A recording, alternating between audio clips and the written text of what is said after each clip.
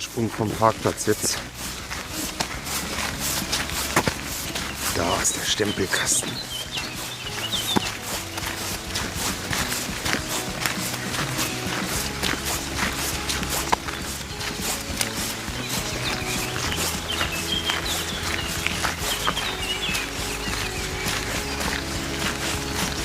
Stempel 89 für unser Heft und die 154 3 Brodestein.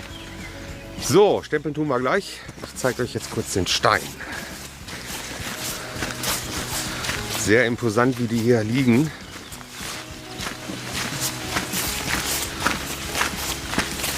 Oh ja, da kann man schön durchgucken. Auch im Tal sehr schön. Ja, kann man schön Päuschen machen hier so. Eine schöne Bank und natürlich hier